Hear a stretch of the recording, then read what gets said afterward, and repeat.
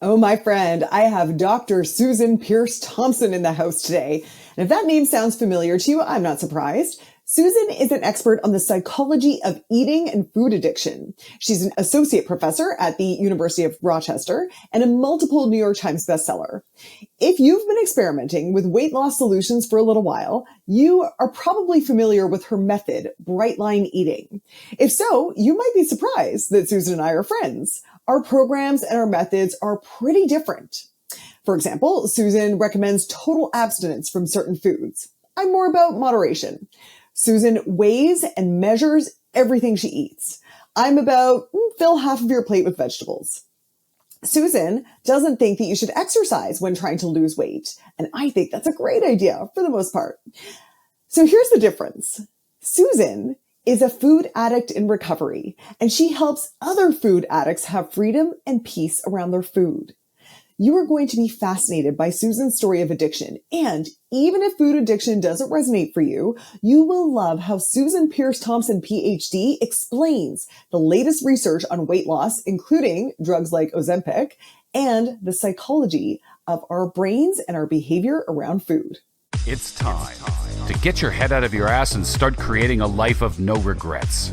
Whether you want to lose weight, get rich, or manifest a hot threesome on the beach, you're gonna wanna turn this up. This is Goals, Grit, and some woo-woo shit with your host, best-selling author and professional butt kicker, Una Duncan. Oh my gosh, I am so excited to introduce you to the one and only my friend, Susan Pierce Thompson. Welcome, Susan. Thank you, Una. So good to be here with you. Yeah, I'm excited too. Yeah. So Susan is an expert on the psychology of eating, and she specializes in food addiction. So the first thing right off the bat, Susan, could you tell us, can you define food addiction for us? Yeah, I think of addiction, and you know that I come from this as someone who identifies as an addict, right? So, you can look up the definition on Google or in a textbook, but I think of addiction as using in a way that you know is hurting yourself and you can't stop. You want to stop, you can't stop. And you don't know why you keep doing this to yourself, but you do. And you've tried to stop and you can't. And it's miserable. That's addiction, right? And so by that definition, not everyone is addicted to things. Ever. Like there's some people who just aren't addictable. And research shows that that's about 1/3 of brains. They're not addictable at all. 1/3 of people are moderately susceptible to addiction. And 1/3 of people, like me, God bless me, are extremely susceptible to addiction. To any addiction? So if I, for example, have a history of alcoholism in my family and I know that, I really like my substances when I like them, or, and then would I say then I'm probably more susceptible to food addiction as well? The way addictive susceptibility works is that if you've got it, it applies across the board as susceptibility, but the manifestation of that addiction in a certain domain is going to require a period of wiring up the experiences of the cues that predict the reward hitting the brain going, oh yeah, baby, that'll do. And then you doing it again, right? And it takes time. So I'm as susceptible as they come. I've been addicted to almost everything, but for whatever reason, shopping doesn't float my boat. I've never been addicted to shopping. Malls have fluorescent lights. They give me a headache. I don't one click on Amazon. I could care less, right? So, but who knows, right? My husband, God forbid, and all 3 kids die in a car accident. I've recreated my life a few months later, but I'm still sad and miserable. And I go out somewhere and notice that this outfit looks really cute and I buy it. I feel a little better. Then later that night, I'm one clicking on Amazon to remodel my room because I just downsized the house. You get it, right? Like fast forward, I could become addicted to shopping, but it takes time to build it up in a new domain. How would one know where they are, if they're in the top third that is not addictable, the middle third that's like somewhat addictable, or the bottom third that just really gets addicted to you very easily? Yeah. Well, a few ways. So one is look around your family, right? How many alcoholics, drug addicts, smokers, people with obesity have you got, right? Addiction is genetic, but it's not purely genetic. It's also environmental. And not every addict looks around to their immediate or extended family and sees a lot of addicts. So next up is look at your personality. Are you impulsive, overly sensitive, generally have a hard time with impulse control, like to dial the dial to 11, instead of 10. So that's another thing. And then when it comes to food addiction in particular, which is my specialty, I have a simple 5-question quiz that takes, a hot second to answer, where you can get a read on which third you're in when it comes to food addiction in particular. So that's things like, do you lose control over how much you eat once you start to eat? Do you feel like oftentimes after eating a kind of a regular sized meal, a moderate amount of food, you just don't feel satisfied? Do you ever binge? Do you get cravings? Do you drive across town or wander up and down the grocery store aisles or stare into the refrigerator incessantly looking for the food that's going to hit the spot? Or are you spending too much time thinking about what you've eaten or not eaten? Whether you're on your plan or off your plan, how many miles, how many calories, how many pounds? Is that kind of the narrative running in your head a lot? So those are the signs and symptoms of food addiction in particular. Some of those sound like dieting addiction. I don't know. Is there a distinction between someone who's a food addict who is more likely to binge versus someone who's a dieting addict who is always trying to diet more or constantly monitoring their calories in, calories out, their behavior, obsessed with these kind of things? I don't know if I would draw a distinction between those two. I think they're highly, highly correlated because it's not just the food chatter, it's the weight chatter as well. That kind of calories in, calories out focus, there's a name for it. It's called exercise bulimia, right? If you're exercising to burn off the stuff you just ate or the stuff you might eat or whatever, that's not exercise the way a healthy mindseted person would exercise, right? That's addiction. I wonder how much of that is a genetic predisposition versus society's diet culture. Absolutely, culture is driving a lot of it, right? But it's dieting culture and then it's the ultra processed food environment together that are a double whammy, right? I think where it starts is dieting culture takes these 8 and 10 and 12-year-old kids, mostly girls, not always girls, but mostly girls, who don't really have a weight problem yet, often, and convinces them to go on their first diet. And then the issue starts, right? Because calorie restriction is actually the precursor to a lot of this madness. And a lot of us would have been just fine if we hadn't started trying to lose weight in the first place. But that starts the terrible cycle in motion. So yeah, I think a lot of it is culturally driven. And I don't at all poo-poo the impact of that. And just like, drinking culture is all around us. And for some people, it goes past that line and it becomes alcoholism. For some people, they cross the line and the insanity really turns into food addiction. So depending on where you are on that susceptibility scale, the more influenced you're going to be by diet culture. Yeah. Does that make sense? Yeah. Yeah. So, basically. I was doing my research on you and I saw your thing on the Today Show and you were talking about your background and your story. And you started by saying that you started to diet when you were, I think, 12 years old. And even before that, you were a little bit always really obsessed with food. You were really interested in food, even as a little kid. Can you talk a little bit about your story? I hate to call it a diet because my mom, who was not overweight ever, my mom's a bit of a thing and always has been, was very interested in what she calls science diets, right? She was interested in healthy eating. I think she and I went on the Pritikin diet together when maybe I was 10, It might be that by the time I was 11, I weighed more than I weigh now, right? So I was putting on weight and I have a propensity to gain weight that my mother has never had, and it might have alarmed her. Right. So when you were heavy at age 11, was that because of any addictive behaviors or just genetics? It's just the way it was? No, it was already addictive behaviors. Like I started making big bowls of raw cookie dough and hiding them in my room, when I was probably 7 or 8.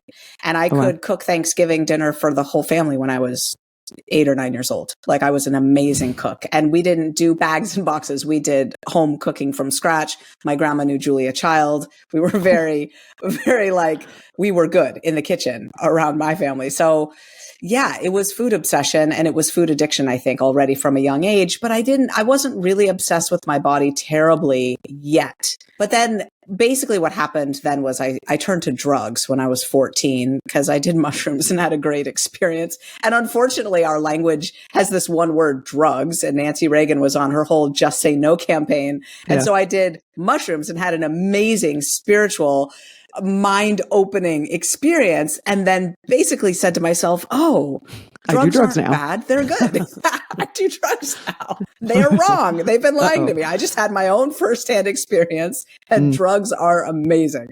So, before long, I was snorting crystal meth regularly, and that is not so spiritually expanding. And Right. I was, grappling with drug-induced psychosis and then dropped out of high school. So it went downhill very quickly. And by the age of 19, I was, a high school dropout and a prostitute and a crack addict. And so drugs went bad. They went south for me quite badly. I got clean and sober when I was 20. Thank you, God. Biggest miracle of my life. Haven't had a drink or a drug in just a tad shy of 30 years now, coming up on my 30-year anniversary. Can you tell us a little bit about, because that is such a huge accomplishment. And I know that later on in the conversation, we're going to talk about what people need to do to get off food addiction. And it's freaking hard. And what you did getting off your drug addiction was really hard. So I don't want to gloss over the fact that you did that. Can you tell us what happened? How did you do it? Yeah, totally. Okay. Well, the turning point was a Tuesday morning, August 9th, 1994. I was in a crack house. I'd been there for days and days and days smoking crack. I had a shaved head and a blonde wig on my head, like literally a platinum blonde wig on my head. And the universe just cracked wide open for me. And really all that happened was suddenly I was there. I was present. I hadn't been sleeping, but suddenly I was conscious, really exquisitely conscious. And as I looked around the room and was kind of shocked actually of where I was, I didn't feel like I had chosen that reality. It had been this gradual creeping non-choice that had happened over years.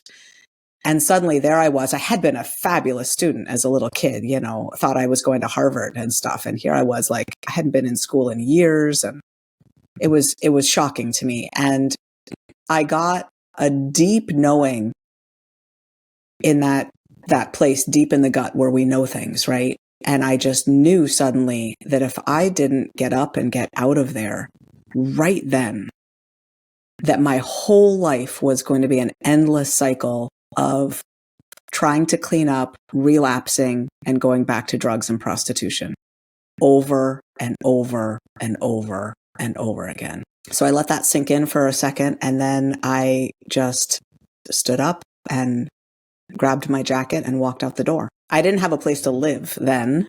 So I went over to this guy's house and crashed and slept and showered and then felt quite a bit better, put my pager on my hip, was about to go back to work that night. And as the universe would have it, I had a first date that night, not a paid for money date, but like an actual legit date with this cute guy I'd met at a gas station at 3 a.m, who was taking me out because he knew I was a call girl and he was a sex addict, but he was a sober alcoholic as well. And he took me to a 12-step meeting that night on our first date for drug and alcohol rehabilitation, only because he was selfish and self-absorbed. And that was the happening place where he and his friends always went on Tuesday nights. And that's where he wanted to go. So he brought me. And I got a 24-hour coin, and I haven't had a drink or a drug since that day. But you're right. It was hard. It didn't just happen like a miracle. I mean, it was a miracle, but it was a lot of work as well. I started going to meetings. I started working the steps. I got a sponsor, and I really threw myself into recovery. And I got a legitimate life. I stopped working for the call girl agency that night. I got a job at a movie theater selling popcorn. I enrolled in community college. Thank God for the community college system in California. It's amazing. And, a year later, I was doing great and transferred to UC Berkeley and got 4.0s and spoke at the graduation and became an academic. I became a tenured psychology professor after that. Got my PhD in brain and cognitive sciences. And, all through my college years, I was going to 12-step meetings. When people were studying for exams, I was going to meetings saying, I'm scared, I've got exams. And they would say, well, if you go home and study and show up for the test, you'll probably do better than if you don't. And I would say, you're probably right, thanks. And I would go home and study and show up for the test. It was amazing. That is an amazing transformation.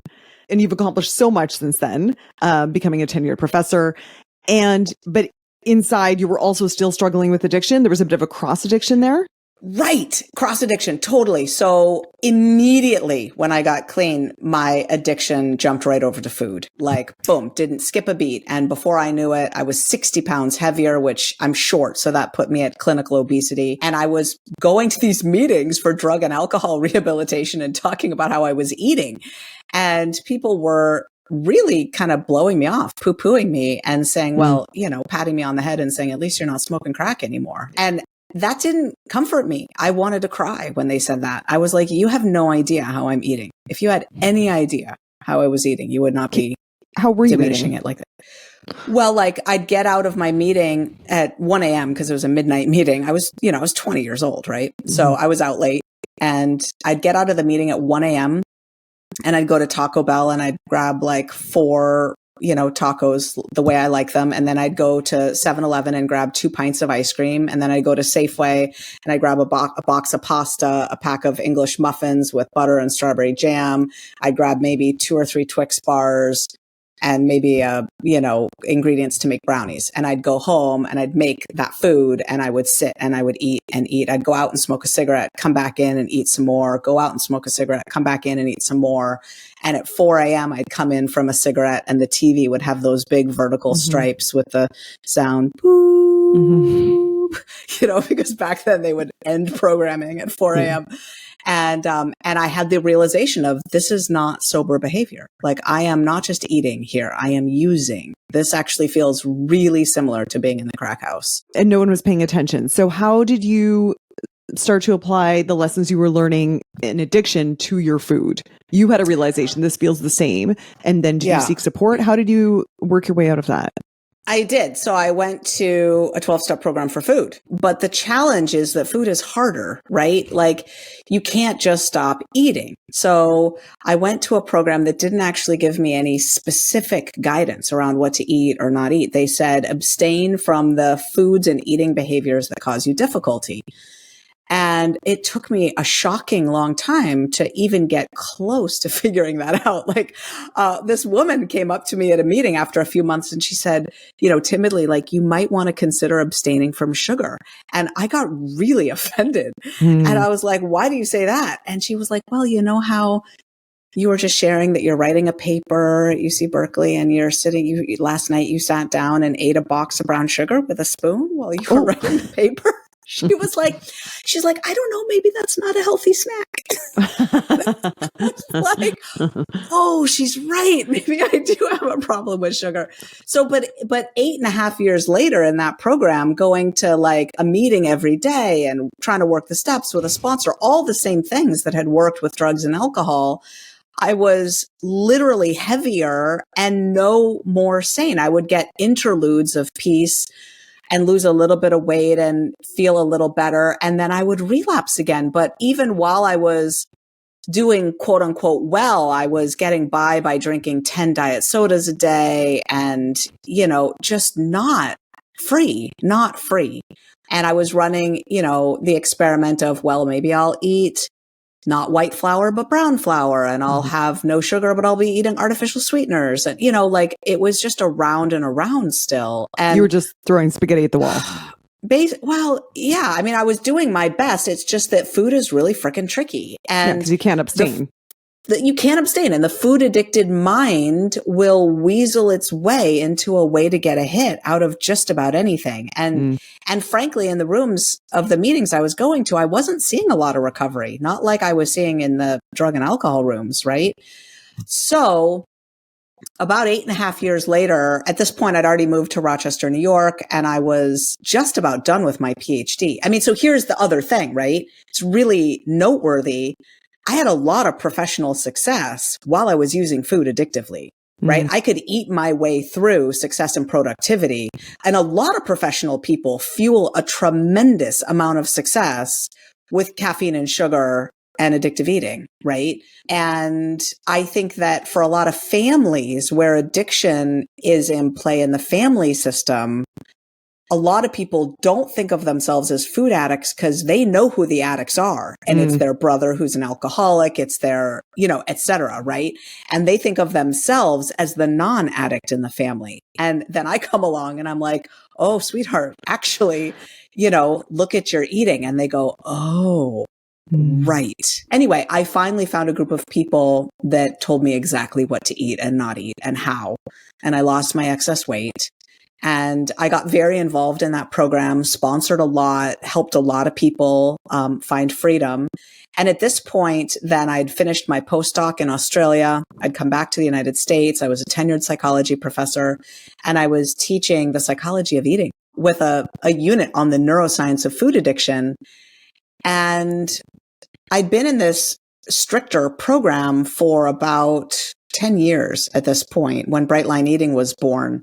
In my morning meditation, the universe told me to write a book called Bright Line Eating. I set out to do that. And this whole Bright Line Eating movement was born out of basically wanting to convey to the world what sustainable weight loss looks like, how food addiction plays a role in people's struggles with food, and what really works, what really works if you think of the 1/3, 1/3, 1/3 thing we've talked about, right? It means that 2/3 of people have enough food addiction on board that it's keeping them from really meeting their goals, 2/3 of people. And oh, look, 2/3 of people are struggling with overweight and obesity, right? And it's not a trivial thing. And it's a problem that just keeps getting bigger, no pun intended. So, so I just set out to write a book and it turned into this big thing. Well, okay. Tell us what works. Tell us about the bright lines. So what works is, frankly, Una, stricter boundaries than I ever wanted to follow. I mean, there was this one woman in my old meetings that didn't work, the loosey-goosey meetings, there was this one woman in my meetings who was thin. I have to give her that. But she was also, I just didn't like her. Like, she was always in the corner and she was just like, we would pass around this notebook and write our phone numbers and names down and how we were feeling that day. And every weekend morning, she would write down she was feeling serene and profoundly grateful. And I was like, who is serene and profoundly grateful every frickin' Saturday morning? And she weighed and measured her food and she ate no flour and no sugar.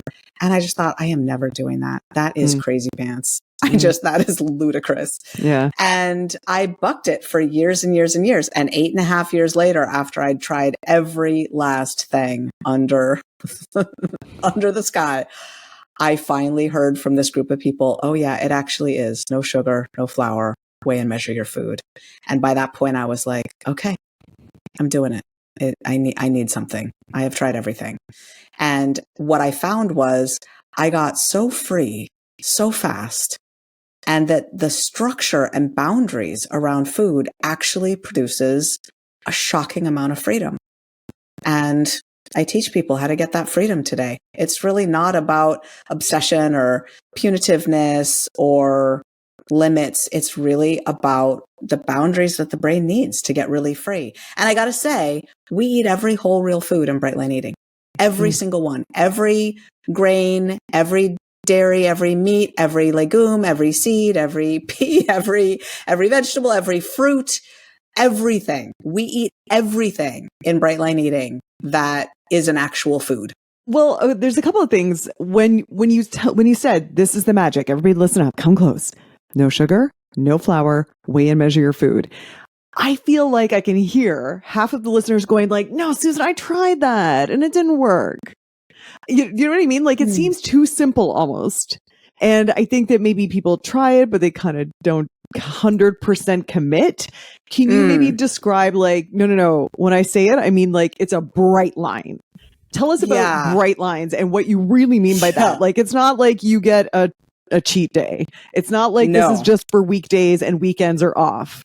It's not like you get to party on your birthday. It's really a bright line. So tell us about the brightness of that. Yeah. And you and I have hung out and I don't mess around, like my food is really simple, but you've also seen me eat and I'm not eating like a bird, right? I eat, so I'll describe that actually, because so Susan and I were at a restaurant and Everybody else is with, and including me, with our margaritas and the nachos and stuff like that. And Susan has very particularly ordered a massive salad, dressing on the side. She has her scale. She's ordered protein on the side. Maybe you can describe it a little bit better, Susan. And this is Susan, and I don't know how many years recovery you are, but you're still bringing your scale to restaurants. You're still ordering in a very specific way, and you're not messing around if there's some sugar in that dressing.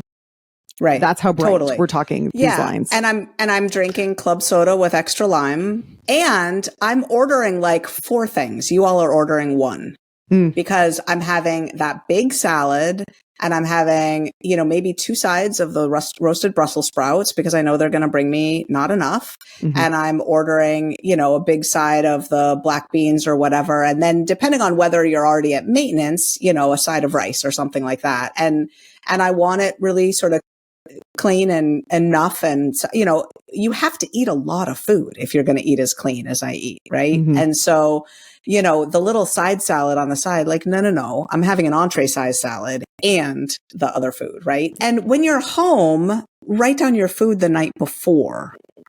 And automaticity is really the key. Really what we're doing from a neuroscience perspective is we're shifting the way we eat from the I'm deciding in the moment part of the brain, which is like the prefrontal cortex that's judging and deciding and evaluating and, also thinking, what do I feel like eating and what do I have time for and all that jazz, right? To like the cerebellum and the basal ganglia that are executing pre-wired behavior sequences, the same parts of the brain that help you brush your teeth. Like if you think about the automaticity with which you brush your teeth, and now, of course, I'm speaking to the 95% of people who do, if you're the 5% of people who often fall into bed and think to yourself, like, should I brush my teeth tonight? Maybe I'll just blow it off. Like, I'm not talking about you. I'm talking about the 95% who brush their teeth at night, whether they're sick, whether they're traveling, whether it's late and it's New Year's Eve and they've been partying, like the teeth brushing just happens. And it's cued by a time of day and a sort of behavior sequence and an awareness that now it's time to do it, right? And it just happens. You don't need a sticky note on your mirror to remind you. You don't need to be motivated. It just happens. You're not even thinking about it. You're just doing it, and then you collapse into bed, right? And I eat breakfast, lunch, and dinner in that same way. Automatically. It just happens. Eating the right thing, the thing that I want to be eating. And yeah, I've been maintaining, I'm pretty petite. I'm like your size, right? Size 4, 5'3", 115 pounds. I'm petite, and I've been this way for 20 years, and I have all the genes for obesity. And, I was living with obesity by my mid-20s, and I've been in my personal right-sized body now for 20 years. And I've been maintaining that for all this time. And I do it by having set up a system that's now so automatic that it's easy. And I love my food. I am not deprived. I hate this. I start to feel like I sound like a fanatic. I'm not a fanatic about this stuff. I just have, y'all, the consequences for me if I don't do it are so bad that I've just been beaten into submission by my own experience. And I want to be joyful. I want to feel empowered. I want to show up feeling great in my skin. And this is what it takes for me to do that. Like the food gets in my way, and my food addiction progressed to outrageous proportions very young. And so this is the care that I take for myself. This is what I do. I love that you frame it as self-care versus self-deprivation. Can you tell us a little bit about if you did, for example, if someone gave you salad dressing and it did have sugar in it, would it trigger something in you? Like what would happen? Well, sometimes I can't tell because balsamic vinegar is pretty sweet, right? And like all drugs, sugar is dose dependent, meaning that tiny amounts will have smaller effects, right? I'm not a chemist, right? That happens sometimes. And if I go home, I'll probably be fine. We're only responsible when we're aware, right? So that would not be a 5-alarm fire. However, the triggering is physiological and it's real. So here's an example. I know people who call in for coaching in Bright Line Eating and they say, I was so free, Susan, and I had no food thoughts. And then I'm having cravings all the time. I can't figure out what's going on. And I know enough to start asking around, like, what have you started eating recently or drinking or doing? And then we'll come down to, okay, now they're drinking Celestial Seasonings tea, the Bengal spice or the blueberry. That's my favorite one. I'm like, yeah, there you go. Well, it's got natural flavors in it. It's an ultra processed food. It's got natural flavors in there that are hiding sweeteners, which is no problem for you if like sweeteners aren't, a 5-alarm fire for you. But for this person, it's now triggering food cravings on the order of their brain is now suggesting to them all the time, maybe you should eat, maybe you should go eat, maybe you should binge, maybe you need to go eat.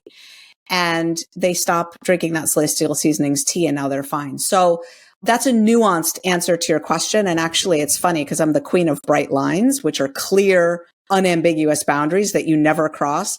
But if you talk with me for any length of time, you'll realize I'm all about the nuance, right? I've been doing this long enough to know that it's nuanced. So the sugar and the salad dressing, yeah, it's nuanced. Because I feel like some people would hear this and they would think, oh, I would never be able to sustain that, or it's unhealthy to be so strict. And oh, it'd make me so sad to never have birthday cake again. And I'm guessing your response to that is, no, it'll make you happy to not have to be obsessing about when you get to next have birthday cake. Am I right? Yeah. Well, yeah, let's take those objections that people have in their minds are actually each very different. So let's take the, I'll be so sad to never have birthday cake again.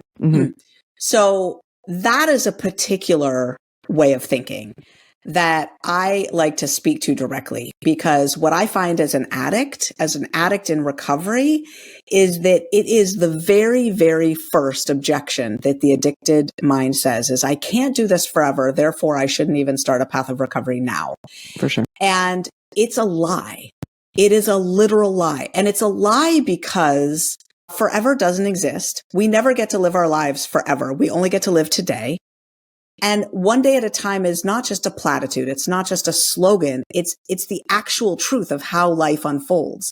And the reality is, when that time in the future comes, you'll be different. You won't think of it the way you do now. Your brain will have healed. You'll have habits on board. You'll be going to that event thinking about other things like, how your kid is doing and, the conversation you just had with your partner and blah, blah, blah. And you won't be thinking about the birthday cake. It'll be not on your mind, actually. And so the you now that thinks I could never not have birthday cake, on this occasion in the future, it's a lie. It's such a lie that I try to label it for people like, it's like an email arriving in your inbox that says, I'm in Zimbabwe, and if you wire $50,000 to my account, I will invest it in this investment and it will give you $1 million. It's that kind of lie. It's the kind of big, fat, bald-faced, outrageous lie that you just go, delete. That's just not true, right? And so if I may, can I tell like a 2-minute story that explains like how this pans out? So I told you I got clean and sober on my just after my 20th birthday, right? So I'm going to these meetings. And of course, all I can think about is I can't not drink alcohol on my 21st birthday. For sure. My 21st birthday is coming up. And everyone's like, well, when's that? And I'm like, in 10 and a half months. They're like, why don't you stay sober today and not worry about that? But it was all I could think about. I can't start this program now. My 21st birthday is coming up. I can't do this now because it's coming up then, right? And everyone just said, why don't you just not worry about that today? Just work this program today. So finally, I just did. Everyone was saying that. So I just like, okay, I'll do it today. So months went by. And suddenly someone's asking me, hey, Susan, are you going to the convention? And I'm like, what are you talking about? What convention? And they said, well, oh, you haven't heard? Every 5 years, the international convention happens and it's coming up and it's in San Diego. And a bunch of us are driving down from San Francisco to San Diego to go to it. You want to come with us? And I was like, yeah, when is it? And they said, well, it starts June 29th and it goes to July 3rd. And don't you know that June 29th, 1995 was my 21st birthday. And so on my 21st birthday, I'm dancing in the streets in San Francisco till like 3 a.m. in San Diego. Sorry, I'm butchering the story. In San Diego, I'm dancing in the streets with 60,000 sober alcoholics. So grateful to be sober, having the time of my life. And the last thing in my mind is that I need to be drinking because it's my 21st birthday, right? Like the future takes care of itself in ways you can't even imagine. So the thought that you can't get healthy and well and address your issues today because you couldn't not eat pizza forever, it's a lie. That $50,000 does not need to be wired into that account. Delete that thought. It's just a lie. It doesn't work like that, right? Do what's right for you today, and the future actually does take care of itself. I love that story so much. I had so many goosebumps with picturing you dancing in San Diego. I freaking love it. Thank you. That is a great story. Yeah, it probably happened that way just so I could tell that story on podcast today. Yeah. And then, the other objections about like, what were some of those other things you said? Like it just feels too strict. It just, Yeah. So here's things that I think people would think.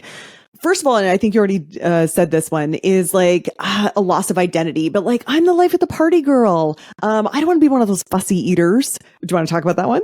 Okay, I'll get real here for a second. That's real. That's a little real. I really do still wish I could be the person who can rock up to the restaurant and just order what I feel like eating. And it still smarts a little bit that when I travel, I'm not going to be like with tons of ease going to the restaurants that are, the ones that you need to eat at in Belgium and eating exactly the cuisine or whatever, right? Like there is a little of that. There is. And what I can say is like, pick your heart, right? Like if you look at my life and how I live and how I feel in my skin and about my life, I mean, I do travel to Belgium. Like I have traveled around the world doing this. And it's true that I need some small accommodations. It's true that I prefer to stay in an Airbnb because I have a kitchen and I can hit a grocery store and I'll eat out once a day instead of 3 times a day. That's more manageable for me. It's like living in my, healthiest body is, like I'm coming up on 50. I do not feel 50, like my next birthday, I'll be 50. Yeah. I don't feel 50. I'm told I don't look 50. And, like the benefits of it so far outweigh that. But I won't lie. That one is a little bit of a bummer. It is, and, the way I was living the other way was like more than a little bit of a bummer. Yeah. So, a big bummer in the crack house. I got it. Thank you for your honesty on that. I appreciate that. What about, I'll never be able to sustain this? That's a real thing too. Sustaining it is a thing. And the thing about how I teach people to do this is that it works so well that they quickly think, I've got this. And then they go off on their own and they find that sustaining it on their own is a thing. And it starts to unravel slowly over time on them. And then they notice that they're back to kind of where they started. And what happens is that the people who stay close to the community of us who do this and keep it as an identity, right? Like the person who's a vegetarian who just says, I'm a vegetarian, right? The bright lifers around the world, like they're bright lifers and they stick together and they know that they still do this for real. Like they become kind of card carrying bright lifers, right? And it's not the kind of thing that's that easy to sustain on your own unless you're lower on the food addiction susceptibility scale. There are all kinds of people. So the scale we were talking about of 1/3, 1/3, 1/3, I put it on a scale from 1 to 10 when people take the quiz. And that way, are you a 6? That means you're in the middle third, right? Or are you a 9? That means, you're way up like me. I'm a 10, right? And it's the 8s and 9s and 10s and maybe 7s who kind of need to be the card carrying, like, I really do this kind of people. The 4s, 5s, and 6s, they don't. They can take, learn how to do it and then kind of take it on their merry way and modify it and be fine. But don't be fooled. Sustaining it is a thing. And this is why, most weight is regained after it's lost, not in Bright Line Eating, but, in other programs and in general, because frankly, sustaining any behavior change is a thing. It's not trivial. You have to stay in the environment where that new way of living is going to be reinforced on a continual basis. Okay, final objection. And then I want to ask you about the new drugs that are available to lose weight. Speaking of drugs. But before that, one more objection. What about it's unhealthy to be so strict? So we have data on that. This is a great segue to talk about research and drugs and all that. Great. The data actually are in. And it is not unhealthy to be so strict. So the reality is that just from 2 months of living this way, people's health goes up in every way, shape, and form. So all of their blood, numbers get better, that you would expect, right? Their weight starts to come off shockingly fast. That's amazing. But we published a paper recently on psychosocial metrics, and this is published research. I don't mess around. I publish my stuff in peer-reviewed scientific journals. So this study was published showing that people's quality of life goes up astronomically from doing it. Their energy levels go up astronomically. Their feelings of being loved, supported, and connected in the world go up astronomically. Their loneliness plummets, right? Their depression plummets, and their days of poor mental health plummet. Their hunger goes down, their cravings go down after just 2 months to little or no hunger or cravings anymore ever. And their peace and serenity with food skyrockets. So you would think you'd become more obsessed with food by doing all this crazy pants stuff with your food, right? Yeah. But actually their peace and serenity with food goes up. Now it's not everybody, but it's almost everybody. It's like verging on 90% of people, right? Then we also analyzed the data because we had them for the cohort of people that started our way of life during COVID. So during April, May, and June of 2020, when we were all just reeling from the lockdowns and what was happening on this earth. And the effect size was significantly larger for every one of those metrics I just mentioned, showing that not only does it improve overall well-being, quality of life on all those levels, but it builds in resilience too. It makes you more resilient to really, really hard things. So, yeah. Amazing. I did want to ask you a question I get a lot is about how to raise your kids in an environment where they are going to have peace around food. And I know your kids don't follow bright line eating because they don't need to, right? So Correct. But what else should we do with our kids so that they don't start sneaking off with the treats? And or are you saying that's something we can't avoid? It's a hard one. It's pretty hard to avoid in this food culture because it's not what we do or don't do that's making kids sneak off with treats. It's exposure to the ultra processed foods that ultimately is going to do that in the kids that have brains that are susceptible. But there are things that we can do to minimize the risk. I think meal structure is really important. Family dinners, the research is so strong on this. Sit down as a family and have dinner with your kids and keep meal structure, right? Kids don't just need breakfast, lunch, and dinner, but they also need snacks in between. But like a snack is a structured thing. It's a structured sit down meal. It's not just a bag of something. The fridge. Yeah, exactly. Right. And I get this from Ellen Satter, who's amazing. She doesn't believe in food addiction. We've talked. We disagree on that. However, I really support and like her research on raising kids and healthy eaters. And what she proposes is the division of responsibility, which is the parent is responsible for what and when is the meal is being served. And the kid is responsible for whether and how much they're going to eat from what's provided. Perfect. So literally you provide the food and then you become deaf, dumb, and blind to anything that happens after that. You're not noticing if the meal, like the other night at my house, we had, what did we make? We made salmon and white rice and butter and broccoli. And I had my broccoli plain. Everyone else, I put butter, soy sauce, and lemon on it. They love that.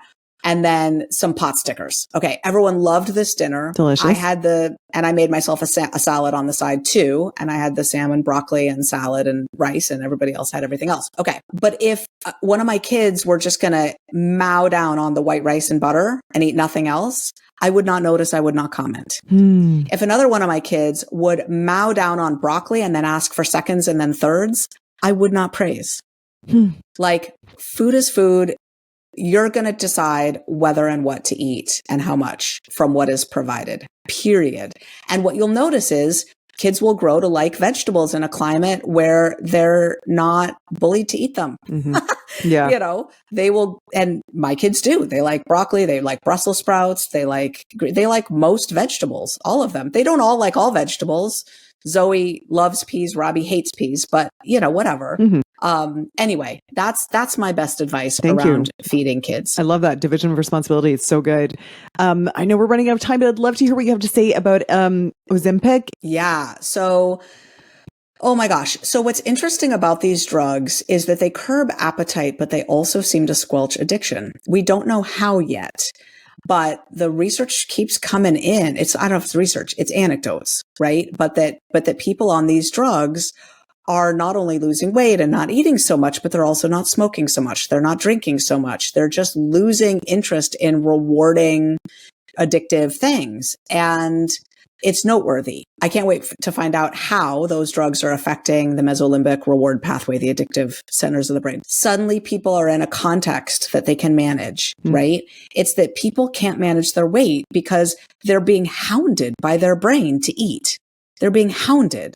And you can will your way out of that conundrum for a bit, but just like you can hold your breath for a bit, you can't just do it indefinitely, right? Mm-hmm. And that's the thing that people are faced with. So, and of course, Ozempic and Wegovy have amazing upsides like cardiovascular benefits, but some huge downsides too, right? Like thyroid cancer potentially, and then also all the gastrointestinal side effects that a lot of people get. Some people, they go away, but we're talking like potential stomach or intestinal blockage, gas, belching, bloating, severe abdominal pain, constipation, diarrhea, terrible vomiting, terrible gastrointestinal side effects. And we have no long-term data yet on what's happening to people's GI systems from the drugs. So beware. And then the other issue is when people go off of Wegovy and Ozempic, they gain back 2/3 of their weight within a year. And the weight regain is pretty fast. So unfortunately, it's not shocking. When you go off a cholesterol medicine, you would assume to not get the benefits anymore. But it is too bad that the weight that's already lost isn't maintained off. It's going to come back. Because you're an academic, I appreciate so much that you're bringing all this research to us. I know that everyone's going to be so interested about where they are at in the susceptibility scale. And I think you've got a quiz. We do have a quiz. It's the food addiction susceptibility quiz, and they can take it at brightlineeating.com. I really encourage people to learn their number. It's from 1 to 10. And if you're a 10 like me, oh, baby cakes, we got some talking to do because, it'll explain a lot, right? You probably listening to this already know. If you're a 10, this is not going to be total news to you, Yeah. But what if you're a 6, 7, 8, or 9? Then, it's like you're going to need to factor that in as you consider your relationship with food. And if you're a 2 or a 3, then you kind of know, all right, this doesn't apply to you, right? We're not talking about you in this interview. And get on with your bad self. Have your margarita, eat your nachos on a Saturday, go back to eating a salad, during regular times. Be moderate, be mindful, eat healthfully, and don't sweat the small stuff, right? The difference is that if you're like a 5 or under on that scale, sometimes scratching the itch with a little treat with food is going to scratch the itch. And if you're like a 9 or a 10, scratching the itch is pretty much always going to make it itchier. It's just not worth it. And you might be shocked by the level of structure you're going to need to implement to get the results you want. Awesome. If anyone's listening to this and they're like, oh my God, that's me. And they're in a dark place and they're kind of beating themselves up about it. One of the things I love about following you, Susan, is that you are so open and you speak from the heart so much.